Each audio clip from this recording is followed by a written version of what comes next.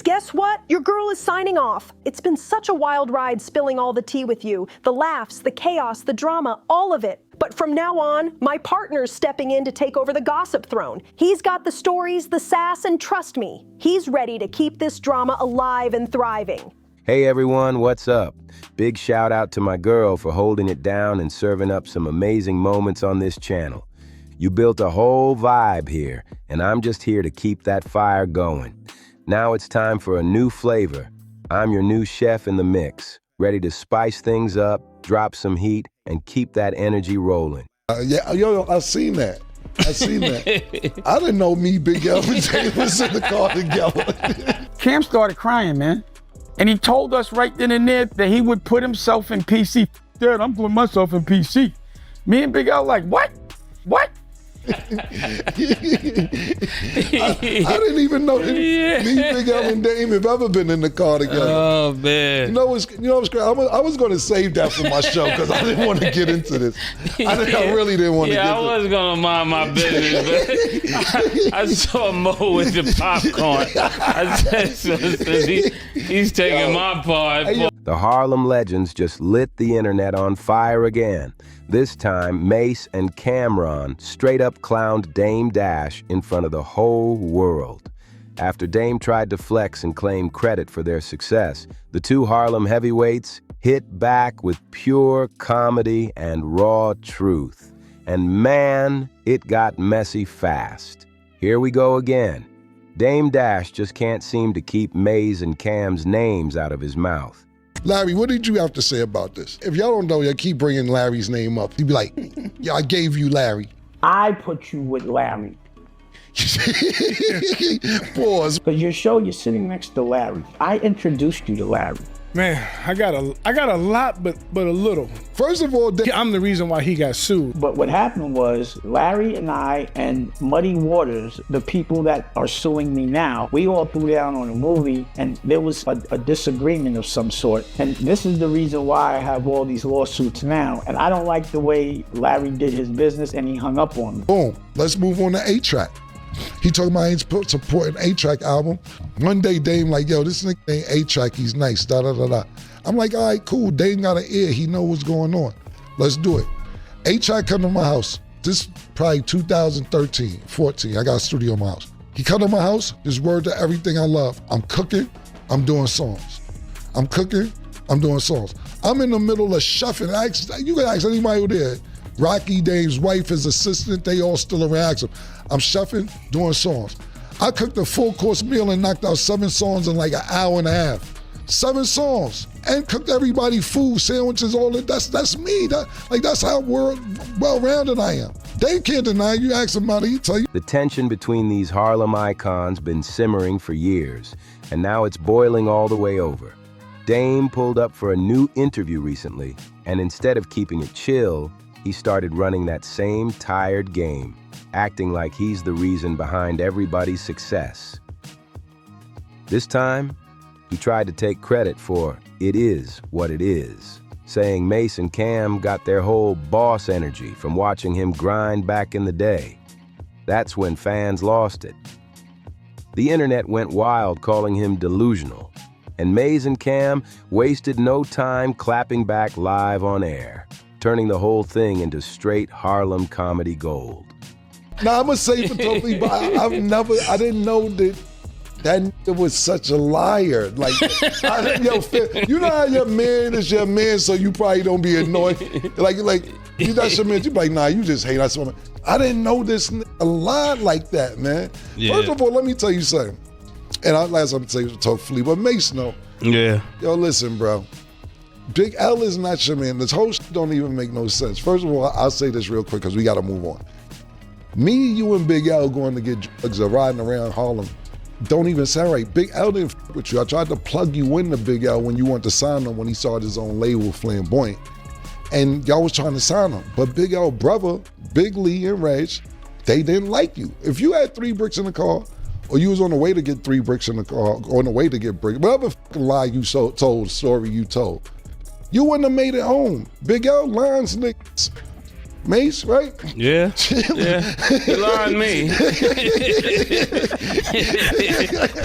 So, Yo, Big you Al. got a point there. That's right. Yeah, you quick on your feet. Big Al lines like barbers, my nigga. You wouldn't have made it home, my nigga. Stop that. Yo, it's really, you going out bad, bro. Stop lying, my nigga. Me, you, and Big Al have never been nowhere to get no work or had no work or stopped in a checkpoint or nothing, my nigga. You going out bad, but I'll address it on talk with Flea Murder. But yeah, man, you might need to say a prayer for me. Yeah.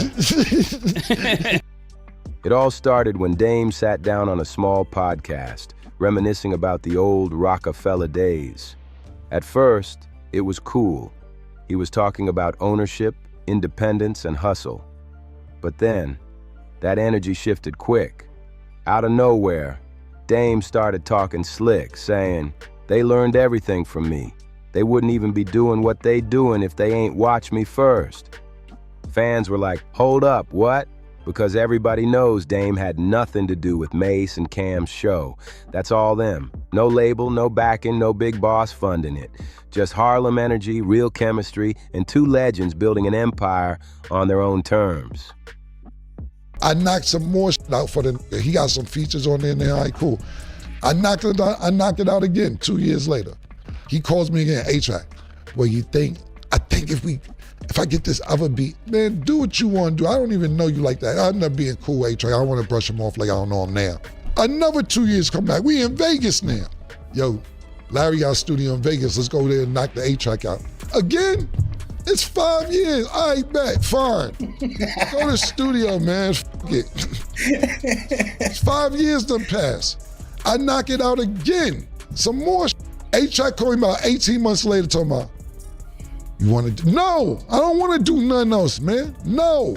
I knocked it out the first 48. But you want to keep doing shit over and over and over. Then when I hear the final, he calls me another 2 years. So now the album is like 9 years old. He calls me and says, yo, I think I got distribution. Man, I don't give a fuck about that album, man. The fuck you talking about we got distribution? Man, don't do whatever with that shit. It's a decade old, I don't give a fuck. When those interview clips hit social media, the chaos started instantly. Fans were calling Dame straight up delusional, saying he's stuck living in the past, still bragging about stories from 20 years ago, like it's 2003. That's when Mase and Camron decided to jump in and set the record straight. Harlem style, with that slick mix of truth and comedy that only they can pull off. On the next episode of It Is What It Is, they didn't hold back for a second. Mase looked dead into the camera and said, yo, stop letting people rewrite history, man. Then he gets that honor up, and it's a lie what he said. It was a lie. So I'm like, why is he lying? And then I'm like, he knows Mook is in there. Pause. In the movie, Smoke Dizza, my OG Daniel, Black, my whole crew. So you trying to diss my whole crew and make what they did whack, but everybody else says it's good. It was in the New York Times. Kanye gave the illest premiere and everyone said it was, everyone has said that. Why would you say that? So we went to the side and was like, afterwards we were laughing, but I was like, I will never hustle with him. He's a ball player and he does music. So I never really, he's a civilian. But you can't be saying you the best that ever did it in Harlem and you never sold drugs. And if you had to go to Ohio after you was a rapper, that's not the best that ever did it. How dare you say some shit like that? Ain't nobody teach us how to talk. We was born with game. The crowd felt that one. Then Cam came through with that signature grin and fired off. Dame out here acting like he invented hustle. Nah, he just loud about it. The whole studio erupted in laughter. But behind the jokes, you could tell they meant business. Mase and Cam were done with Dame trying to attach his name to every one of their wins. This wasn't the first time he pulled this move either. Every time one of them shines, Dame pops up in some interview claiming he helped make it happen. He like, damn, Cam, you in here doing rhymes and cooking and yeah, man, take a turkey wing, man, get a lamb chop, nigga. Let me go on the booth, spit these bars.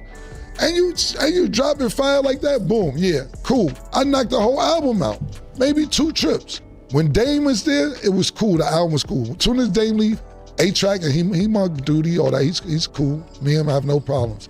But he becomes all artsy. Do you think that if we put the snare where the treble should be, and then boom, we get another beat, A-Track, done. Yo, what are you talking about? I put a marvelous masterpiece together while I was cooking. I think we should get this person on something. All right, man, do what you want. I gave you the boss. 2 years passed. Like, yo, let's freshen up the album. All right, cool, go in the studio again. We go in the studio again in my crib.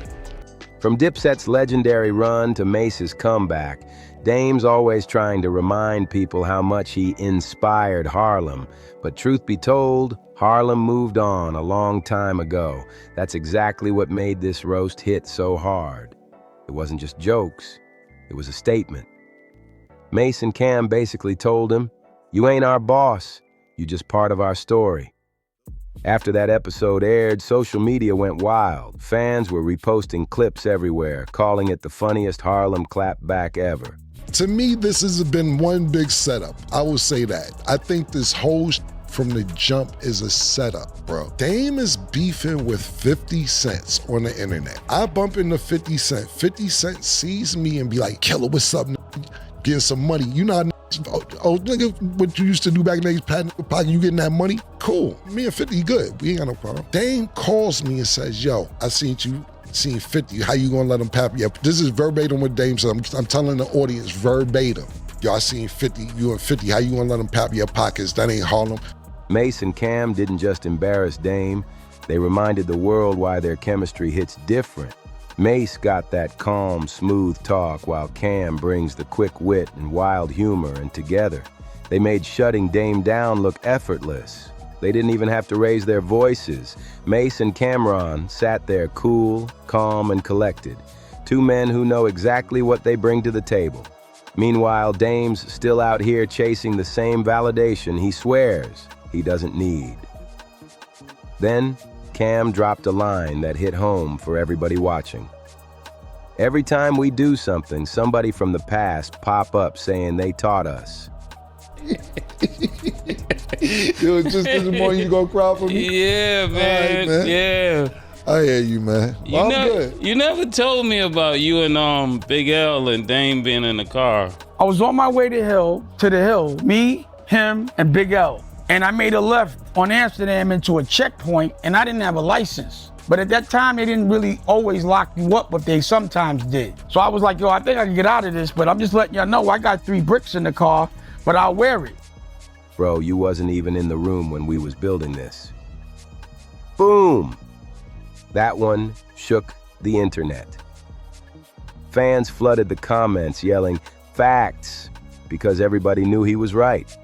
Dame's been running the same tired play for years, trying to stay relevant by linking himself to whoever's hot. Whether it's Jay-Z, Kanye, or now Mase and Cam, Dame always tries to act like he's the architect behind everyone else's success. Then Mase slid in with that smooth Harlem delivery and dropped his own bomb. It's funny, because when we was all coming up, I don't remember him giving me no mic, no beat, no contract. I remember him talking a lot. That line had people wheezing. But under the humor, there was truth that hit deep. Killer was good, man. How you doing, man? You all right? Yeah, man. Today I almost cried thinking about you, man. Cam started crying, man. For real, how you doing these days, man? I see you every day. This morning, I literally see you every day. So just this morning, What Mase was really saying, without spelling it out, is that Dame's biggest contribution to hip-hop wasn't results, it was attitude. Sure, he had that boss energy, that loud confidence, that motivational talk, but when it came to real action, it was the artist who made history, not him. Then came the knockout punch, the viral joke that broke the whole internet. Cam started laughing and said, "Next time Dame talk about us, I'm sending him an invoice for emotional consulting. He clearly think he managing us again. The studio lost it. Mase was doubled over laughing, and fans online couldn't get enough. Within hours, that clip had millions of views on TikTok and Instagram. People were dropping that quote everywhere, under Dame's interviews, on hip-hop blogs, even in meme captions. Folks were calling him Harlem's unpaid life coach. The story spread so fast, even big hip-hop pages jumped in with headlines like Mase and Camron roast Dame Dash for rewriting Harlem history. And the comments? Ruthless. Fans were saying stuff like, Dame's still living in 2002, and Mase and Cam just gave him the reality check he's been dodging for years. Harlem niggas don't do the Pat Pat Club. When you see niggas from Harlem, just give them a pound. You down with the Pat Pat Club? We not in the Pat Pat Club. How you down with the Pat Pat Club letting niggas pat your pockets? Yo, why he giving you the Pat Pat? Their pockets. I say, damn, I don't give a fuck. Now, mind you, pause this story right there. If you gonna say something about 50 cents, what are you calling me for to get my okay if you're beefing with 50 cents? You shouldn't even have to call me about that if you're gonna be talking about 50 cents. Dame gets on the blog and says, yeah, and this nigga Cam let 50 cents smack him on the ass. But this moment wasn't just about jokes. It felt bigger. It was a cultural reset. For years, Dame's been talking legacy and ownership, but always with that loud, push-people-away energy. Now Harlem's new kings just showed the world that confidence hits different when it's backed by results.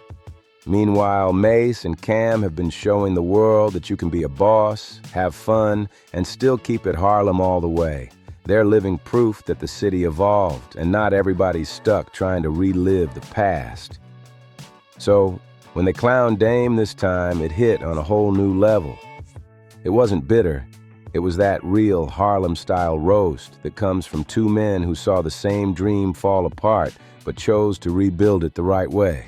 Let's keep it all the way real. Dame Dash's fall didn't happen overnight. There was a time when he was one of the loudest, boldest, and most powerful voices in the game.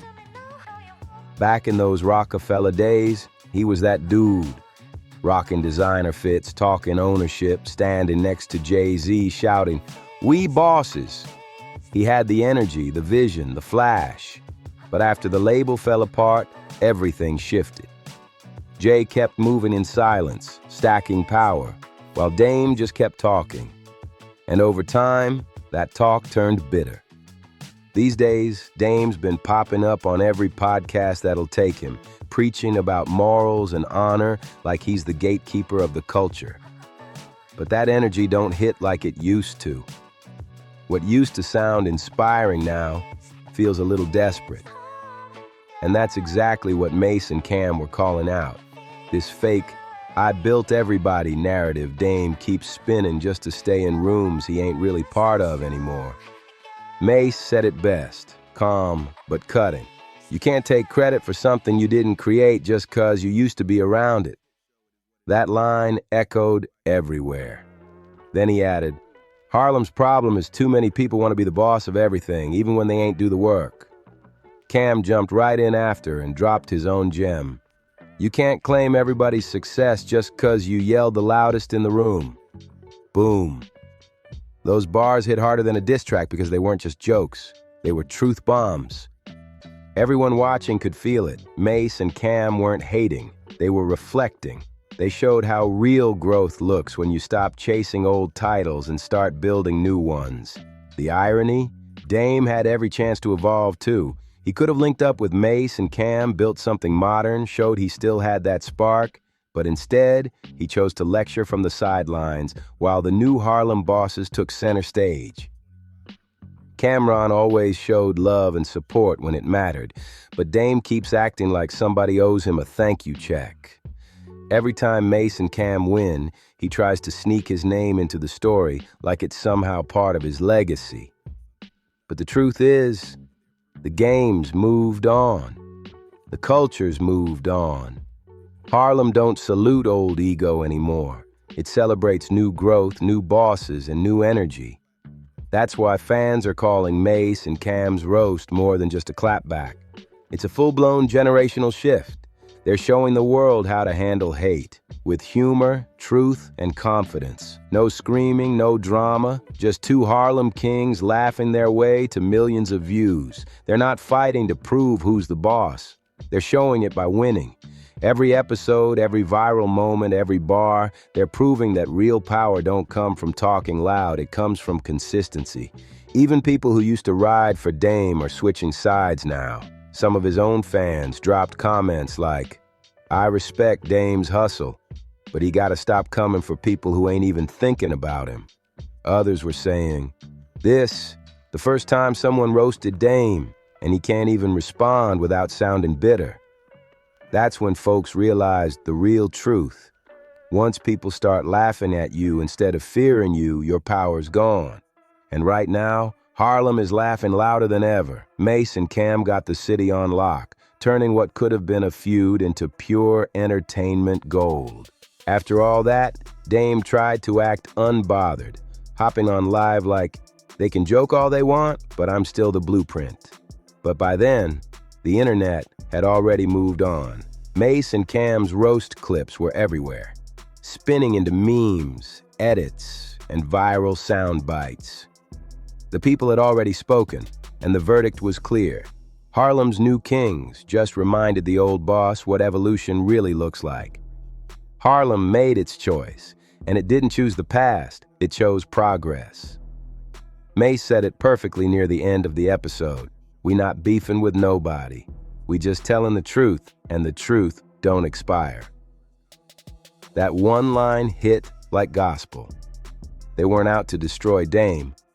They were just setting the record straight. Because there's a big difference between being a legend and being a liability. Dame's still respected for what he built, no doubt about that. But the respect for how he moves, that's long gone. Cam doubled down with that Harlem confidence, saying, "Harlem always gonna be Harlem, but we not stuck in 2001. We outside, we moving forward. You either evolve with us, or you get laughed at from the sidelines." And right now, that's exactly what's happening. Dame's watching the whole city evolve without him, still talking like it's the Rockefeller era, while Mase and Cam are out here making history in real time. Fans wasted no time flooding the comments, tagging Dame under every "it is what it is" clip saying, "See what happens when you talk too much?" Others were cracking jokes like, "Dame better call Mase and Cam for an interview just to stay relevant." Harlem turned the whole moment into a life lesson. Talk less, work more. And here's the part that really matters. Mase and Cam ain't doing this out of hate. They're doing it out of pride. They love their city too much to let it stay trapped in old grudges and outdated energy. What they've built is 100% Harlem. The jokes, the raw honesty, the confidence, the style. They're showing you don't gotta scream about being a boss when you already move like one. At the end of the day, this whole situation just proved what the world's been seeing for a while. Mase and Cam are winning because they evolved. They didn't wait for the industry to give them credit. They took it, flipped it, and turned Harlem pride into a whole new era of power. Mase and Cam don't chase validation, they create it. They don't waste time fighting ghosts from the past. They flip every bit of hate into content, laughter, and money. That's the new Harlem way. So yeah, Dame Dash tried to slide himself back into their story, but instead of becoming part of the legacy, he turned into the punchline. Because let's be real, in 2025, the real bosses ain't the ones talking about ownership. They're the ones who actually own their platforms. And right now, when it comes to Harlem's future, Mase and Cam are showing that the crown don't sit on nostalgia. It sits on results. They built something from the ground up. No cosigns, no big label handouts, just straight hustle and chemistry. The people can feel it, and that's why they run Harlem now. So there you have it.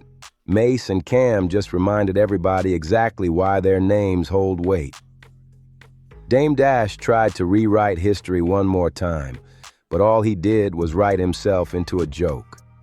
Every time he tries to attach himself to someone's win, they flip it into viral gold. And this time, Mase and Cam made him trend for all the wrong reasons.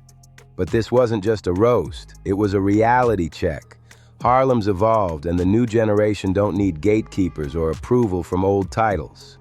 Mase and Cam built something from nothing, and the best part? They own every inch of it. They're proving that real power comes from staying relevant, not reminiscing about old glories. Dame had his moment, no doubt. But this era belongs to Mase and Cam, and they're running it with laughter, vision, and zero ego. Now it's your turn. What do you think? Did Mase and Cam go too far, or did Dame bring this one on himself? Drop your thoughts in the comments and let's get into it. Make sure you like, comment, and hit that subscribe button, because here on Verse Alert, we keep it real, raw, and straight from the culture.